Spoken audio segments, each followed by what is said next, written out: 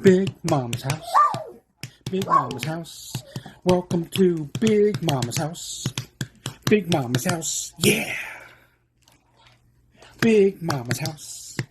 Welcome to Big Mama's house. Big Mama's house. Yeah. Welcome back to Big Mama's house, y'all. Mama and Lizard are here today to talk about Grey's Anatomy, Season 21, Episode 1. And it picks up right where we left off in season 20. Yes, if y'all, I'm sure, are fans, you've been watching it for 20 years like I have. I know it's kind of late in the game to be starting a podcast about it, but I'm a fan and I love watching it. So I was like, I might as well share my thoughts with all of you out there. So here we are. And like Lizard said, this opens up like right as season 20 ended, where Lucas is getting reviewed by Catherine Avery, and all the other interns enter and they stand with him as a united front. Like, if he goes, we all go. And then Dr. Bailey enters and says, "But can you replace me?" And that's kind of where it ended at the end of season 20. And it immediately goes into her being like, okay, then Catherine was like, I'm gonna use your salary to pay for all the legal fees for these people. You're fired. But then Bailey was like, no, I'm not. You can't fire me. And then words were said, and Bailey slaps Catherine Avery right across the face. Now, okay, now don't get me wrong. I love Debbie Allen, but she does a great. She makes you love and hate that character. And at that moment, because she's going against Bailey, who we all ride or die for. Okay, Bailey is my number one favorite character in the entire show. Bailey has been from the first episode to even just like episode 1 of the 21st season is amazing. She's a badass. She's sassy, she knows what she wants, and she goes for it, and she makes sure everyone knows it, and she doesn't back down.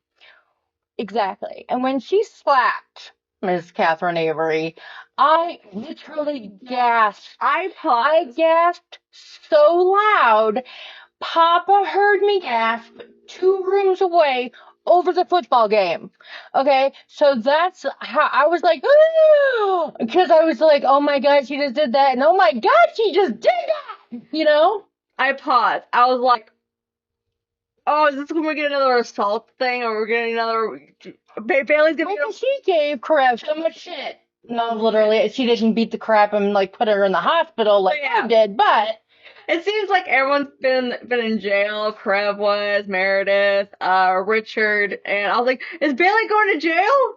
No, she isn't going to and jail. Bailey jerks awake, and I was so disappointed.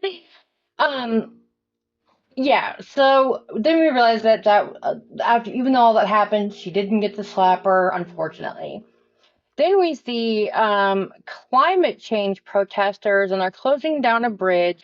And some of them are bungee jumping off, and I don't understand how that is protesting anything. I understand the protesters with the signs and the chanting on the bridge or whatever. Right. But the bungee jumping, I mean, did that happen in real life? Because I'm not, you know me, I try to keep my ass out of the news because I prefer unnegative things. I think it was supposed to talk more about how, people were protesting, especially about, oil, like the oil rigs and stuff. They were protesting against it, and so they threw like oil or stuff, or like, was it tomato soup on like priceless paintings, and like, Well, I don't agree with that either. that's the point they're making, because you see some of them take a garbage can full of trash and dump it on a car saying climate change, but you were just littering. You'd think that that person's gonna clean off their car. Yeah, 'cause let's be real, some protesters have good motivation at heart, but they're not that bright.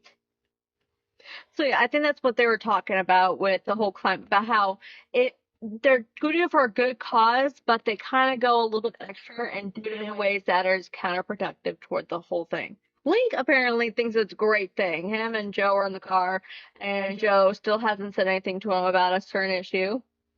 Yes. And they were stuck in the car in traffic as the bridge was blocked, and you couldn't even just be like, hey.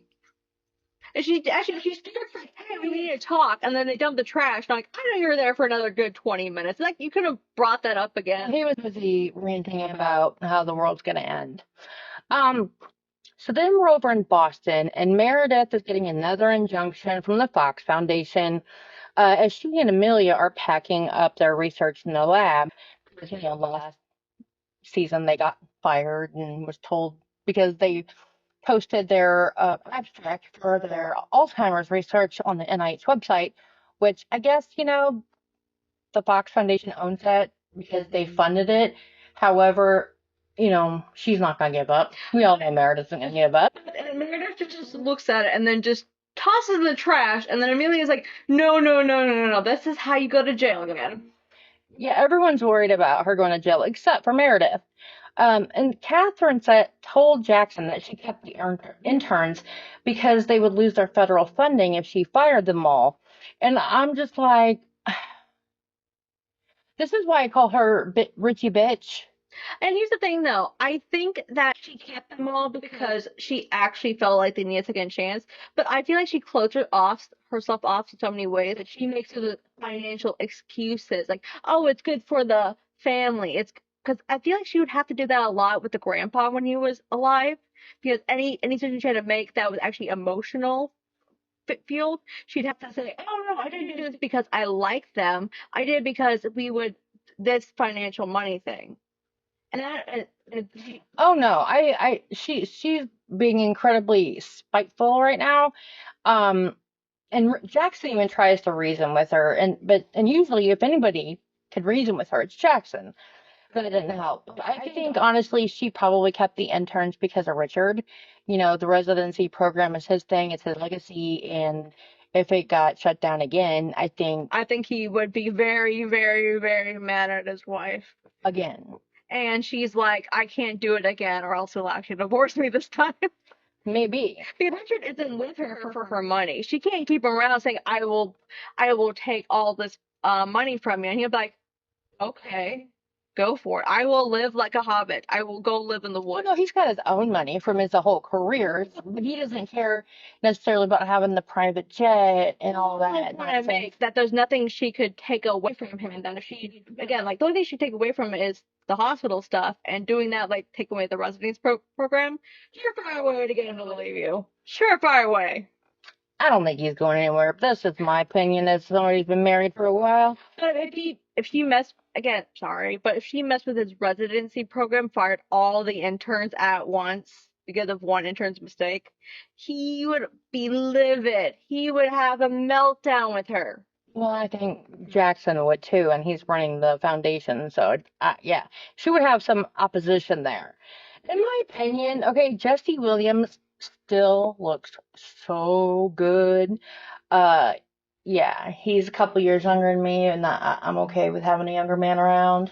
I'm apparently terrible at telling the ages of things. Yeah, she thought that Jesse Williams was like 29, 30 years old. And he does look really good. But I'm really happy that he's letting his gray show. He's not doing the Botox and the weird stuff to his face. He looks like his age and he looks really good. So that's all I'm saying. Also, Debbie Allen looks fabulous at 74. I know she's probably feeling her age a little bit these days, but girl, you look amazing, and I love you, Debbie. I'm a huge fan. Love you. So then we're with Bailey, and she only works at the clinic right now because Catherine fired her. And Ben is volunteering there after he quit the fire department, and he is looking to rejoin a residency. And I think him going back to being a doctor, number one, makes Bailey's life so much more peaceful. And two, I think they're in their 50s now. Yeah. Hopefully he's gotten all that adrenaline junkie stuff out of his system. I honestly think the fact that he started as an anesthesiologist, decided to go into like becoming a doctor. Surgery. So go into surgery part of it. And then he said, you know what?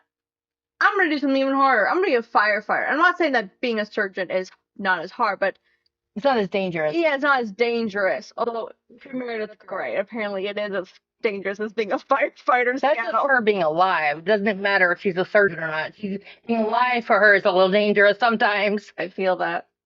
And we found out that there is a new residency director because, Bailey got fired, so they had to find someone else.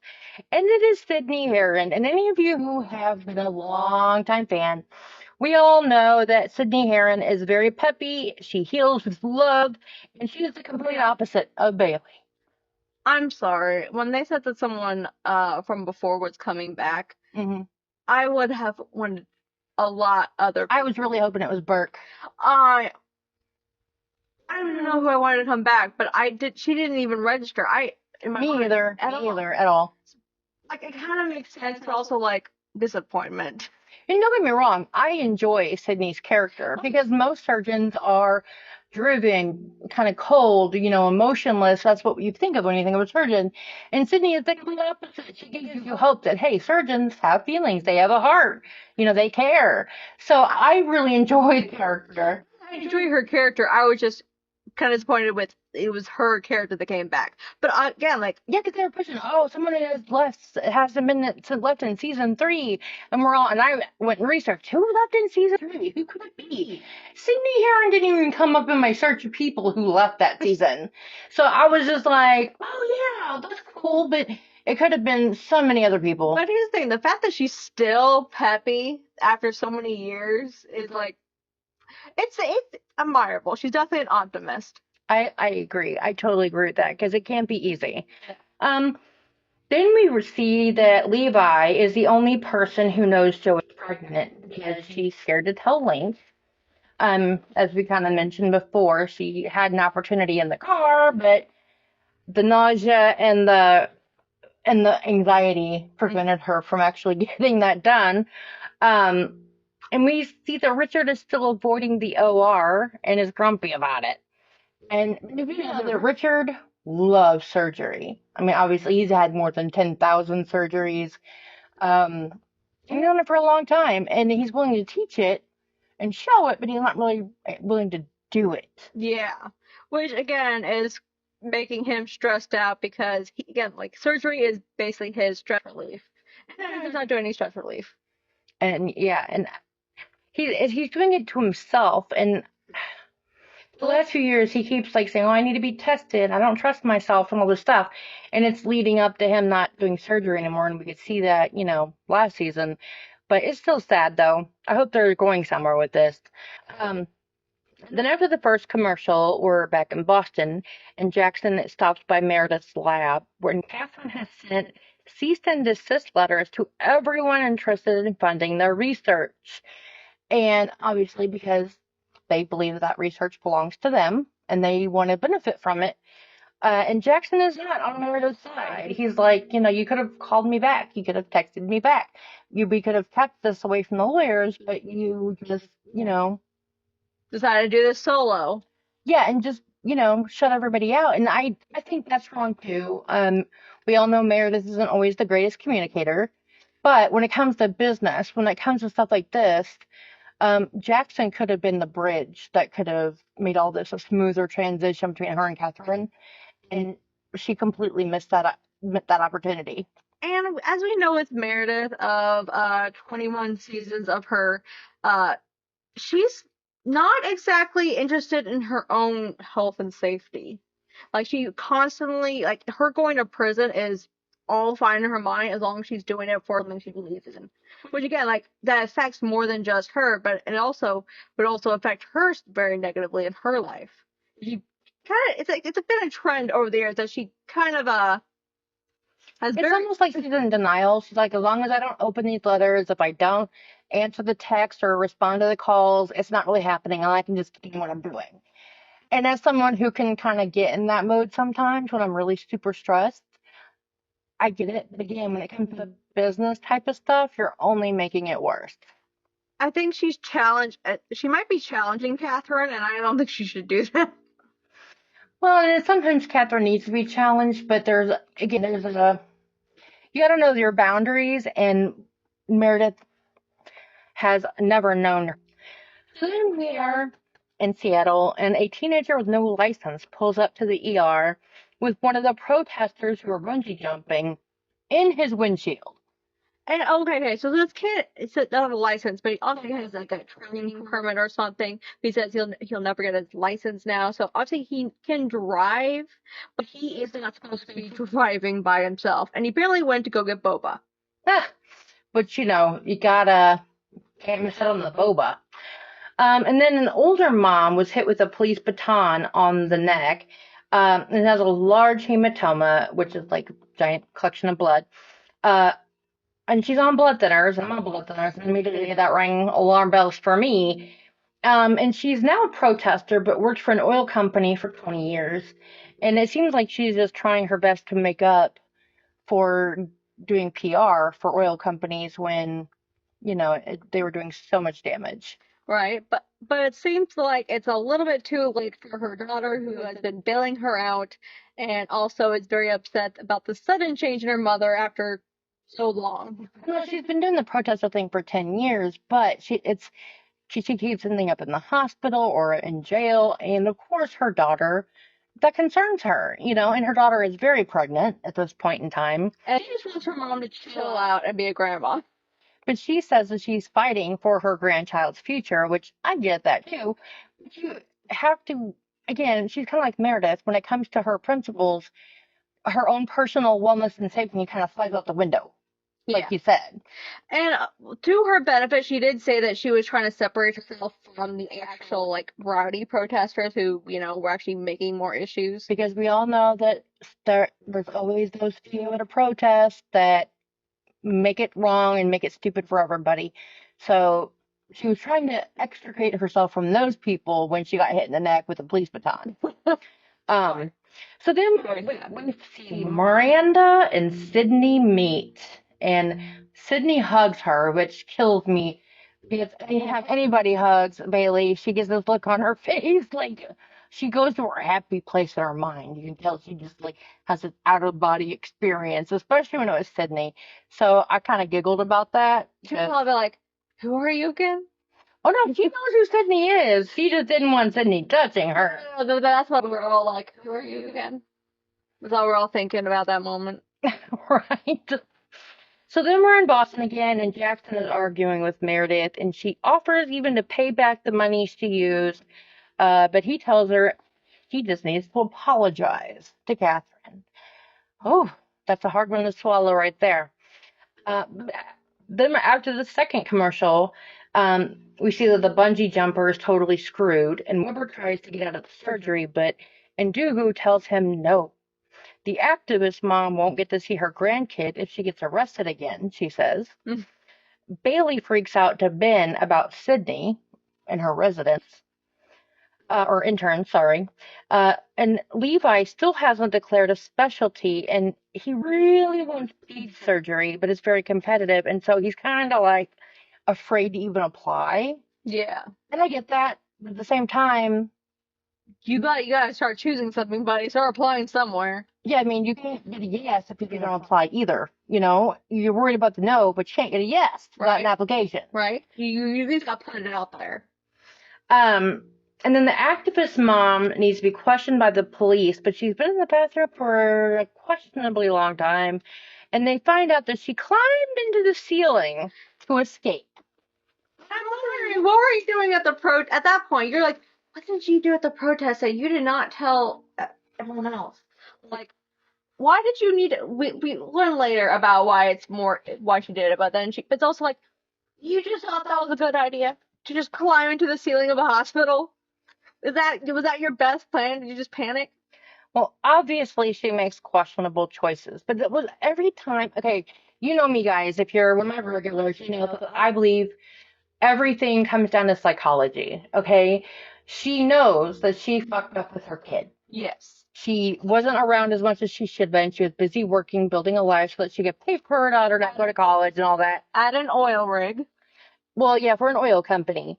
And she realized after so long, after that she just couldn't do it anymore. So she went the opposite direction and became an activist. But again, out there getting hurt, getting arrested, away from her kid, away from her. No, her kid's now a woman, married and pregnant, but we all know what it's like. Well, some of us know what it's like to have a parent who's never around and has always chosen to be anywhere else. And it's like, and they say like, oh, well, I provided for you. I'm like, what about my emotional needs? Sorry, Molly. Sorry, y'all. It's potty time. Everybody was getting excited to go potty. But yeah. What was I saying? Sorry. Okay, I got my train of thought back. And the thing is, though, is that, again, it's the quality time. You can pay for someone's entire life, but if you're not showing up to plays, if you're not showing up to pick them up from a dance, if they know that if they call, you won't answer, or if they can't trust you with anything in their lives, again, to be around for them. Exactly. That is what's going to kill your relationship with your child. Yeah, some people are cool with having that money being replaced a relationship. Some people are okay with that. People like you and I are not. We like money is no replacement for that person in our lives. So I totally get that. Then in Boston, Meredith goes to Catherine's office to apologize, just as Catherine clutches her abdomen and collapses on the floor. Drama. Right, and it's one of those things again where she makes you love and hate her. You know, because right after we were just hating her for whatever. Oh no, a medical emergency. Bailey, yeah, now she has cancer, so now she's collapsed, and we're like, oh no. Right? You know, no, not Catherine. Right? Because like she's connected to all her favorite people right now, so. Exactly. After the third commercial, the interns are busy looking for phones, fingers, and patients in the ceiling. The surgery to fix the bungee jumper, and Dugu thinks he knows best, but Weber's experience saved the day. In Boston, Catherine has a blood clot in her hepatic vein, and Meredith has plans to help her, but Catherine refuses any invasive treatments. Okay, we're going to start a little debate here, all right? You have cancer. You know it's inoperable. It's going to kill you someday. If this is just a clot, okay, which is something simple to fix, basically. Yeah. Would you have that fixed, or would you be like, fuck it, I'm dying anyway, let's just get it over and done with?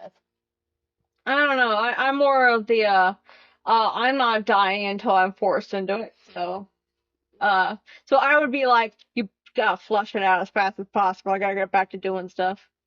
Right, and she doesn't want her son and husband to know. Doing a quick, fix on that would be the best way to keep them in the dark. So I don't understand. And I'm not 74 though. You know what I mean? I haven't had cancer for years and been battling it with chemo and radiation and all these different, clinical trials and things. So I can't say that. I mean, your great uncle has though, and he's my uncle, your great uncle. Well, okay, my great uncle still he's gone through that multiple times, and he still goes through treatment. He still goes on cruises after he goes on treatment. So, but he also won't let them do surgery because it would require him having a urine bag. But the whole point is that he gets himself well enough to be able to continue his life as far as possible without doing stuff that might lessen the experience of his life at the end of it. Exactly. And so just fix the clot, Catherine, which they do.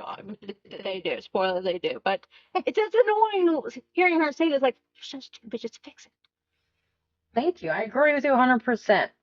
But we find out she also has a new tumor on her spine. And again, doesn't want Richard or Jackson to know. Again, because this isn't the first time that they've gotten new medical information about her and she has kept them in the dark. And that kind of irritates me. But on the other hand, I am one of those people. I want to protect the people I love. I know that my husband would not deal well if he had cancer. He would freak out. He would have a breakdown. He would not be okay. I personally don't think that either one of my children would be really good okay if I got cancer. But if you hid it from us, we would be very, very mad. And that's what happened last time. Jackson and Richard were very, very upset. But you can't stay mad at a person dying from cancer. But still, and the whole point is that they think she's like she's higher health issues than them. So right now, again, she's again causes issues. Like again, you can keep them safe. Like I can get a diagnosis. You keeping it from people because until the diagnosis is confirmed, there's no need to worry anybody. Yeah. But once the diagnosis is confirmed, at that point, you need your support system.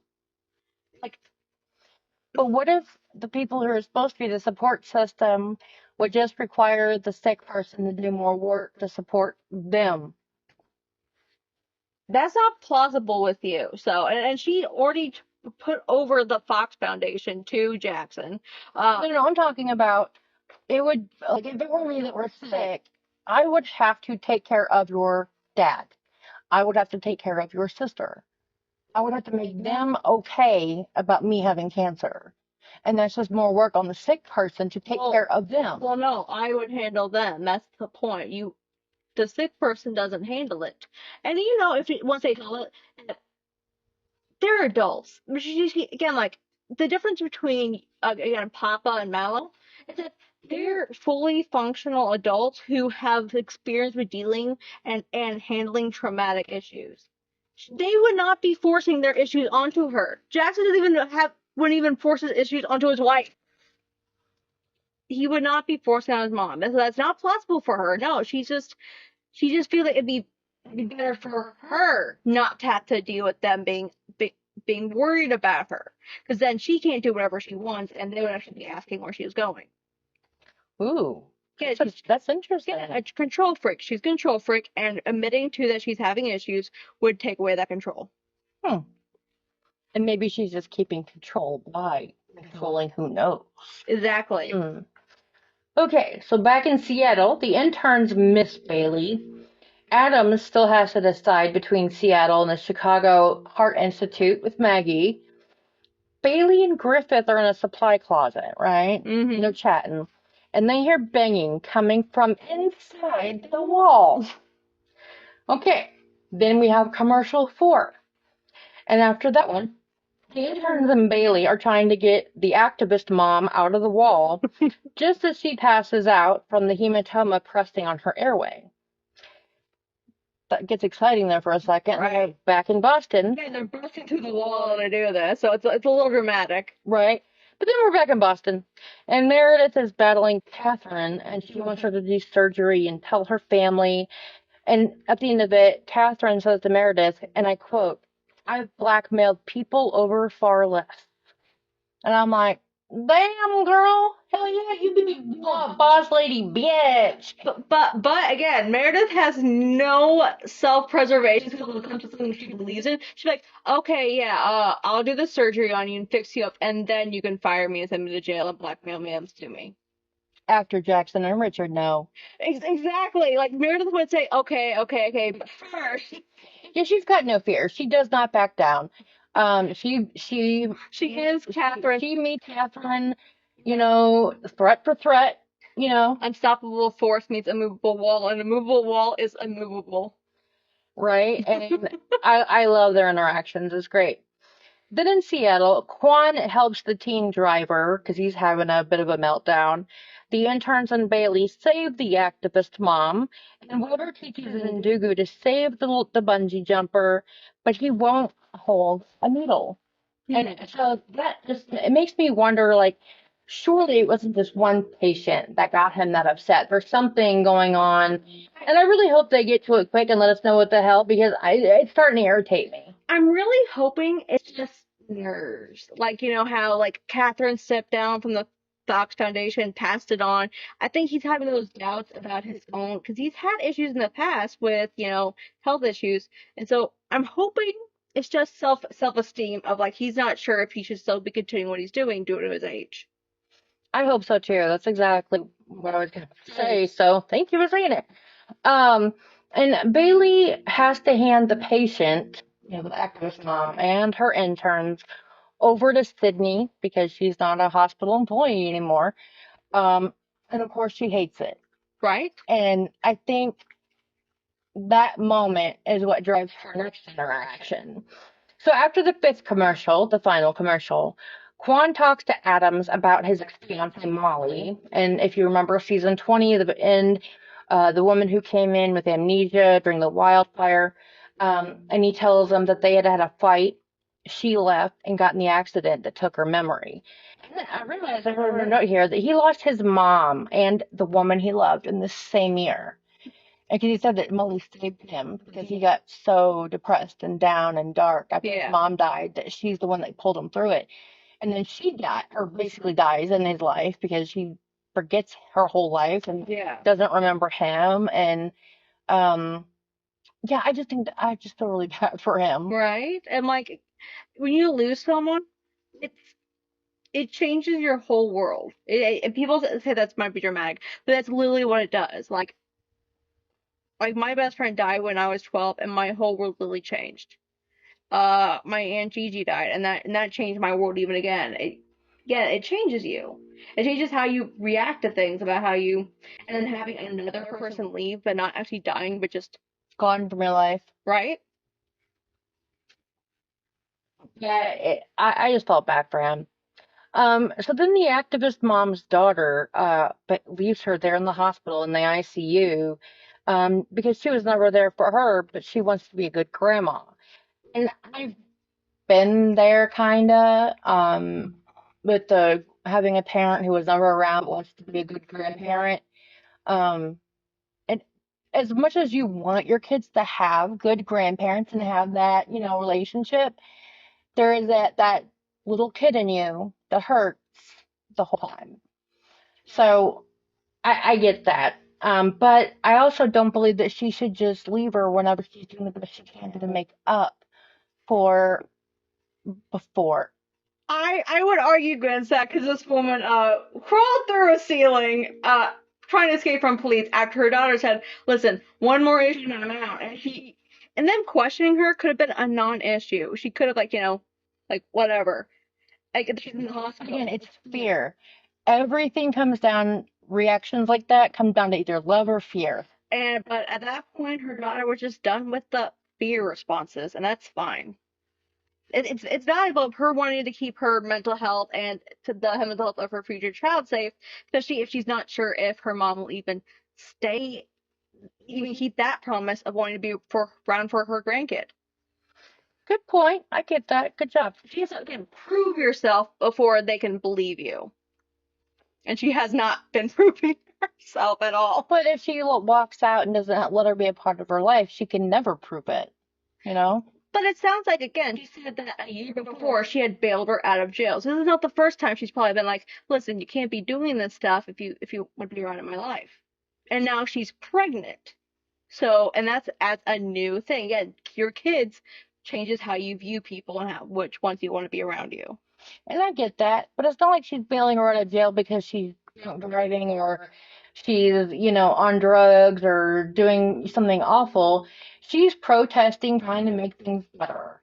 And if I had a parent, well, I have parents, but if it was my parent, I would be proud. I would happily bail them out because they're doing something they believe in, something good. Well, the difference between you and me, though, is that I think she would have been more appreciative, again, if her mom was around when she was a kid and they could have that bond and relationship of where she could be proud of her and not just feel like this is another way of her mom trying to avoid the actual problems with the family and try and make up for it in a way that does not help the situation that needs to be solved. Yeah, I just think they need to go to therapy, but everyone needs therapy. Then Ndugu asks Weber to teach him what went wrong in the surgery and how to fix it, which I thought was cool. The interns leave for the day while Yasuda and Millen talk in the locker room about their almost kiss last season. But then Millen kisses her and woo-wee. Yes, they did. They kissed. New romance has blossomed in the hospital. As always. So then Levi and Joe are at Joe's bar, and he tells her to tell Link because he almost told him like 3 times that day. And then he goes off to flirt with someone as Link shows up, and Joe won't eat the fries he got her or drink the wine. So Link is like, "Are we?" And she's like, "Uh-huh." And happiness. Of course, she should have known Link was going to be happy. He's gonna stress out because, of course, having 3 babies under the age of 2 is a lot. But they can do it together, and Link has the attitude to do that. So, And I'm like, if anyone's wondering why she didn't eat the fries, it's beer battered fries. no, it's because she was throwing up all day and she was super nauseous. Oh, I thought because they're beer battered, and that's why, they. No. And by the way, even if it's beer battered, when you fry them, the alcohol gets burned off. There's no actual alcohol. I still don't like the taste of it. Oh, anyway, different podcast. Um, so then Quan is leaving the hospital, and Molly shows up, and she wants to know why there's a picture of them on her phone from before the accident. And we don't get any answers right now, but that's just leading up to next episode. And Bailey tells Ben to go ahead and apply for a residency at Grace Sloan because she's getting her job back. And we were like, yee-hoo, that's right, Bailey. Right? And again, reason number 100 million that I love Bailey. Indeed. And Adam shows up at the house, and Simone gets kissed like she means it, because he's staying. He's not going to Chicago. And then, it's sex time. Off they go upstairs. And before the end, we're back in Boston. Jackson is at Meredith's lab, and she tells him that Catherine said to stop the injunctions, and everyone can have their job back, which makes Amelia very happy. But she will continue the research, but not there. And it will go in a different direction? Question mark? Because we don't understand what that means. Because, yeah, so hopefully we'll find it all out next episode. I thought this episode was really good. It left off, and I hate it when they come back after a break and they've jumped ahead 6 months and they don't really tell you what's been going on in the interim. I like that this happened this is basically within the same month or two that after it happened. Oh, it's the same day. Yeah, they just, I don't know how long it's been since. Well, because it started out the years. Yeah, the beginning was her dreaming, so we don't know how long it's been exactly, but it can't be too long. But anyway, you guys, I hope you enjoyed our little recap and discussion of Grey's Anatomy season 21, episode 1. Come back and see us for next episode.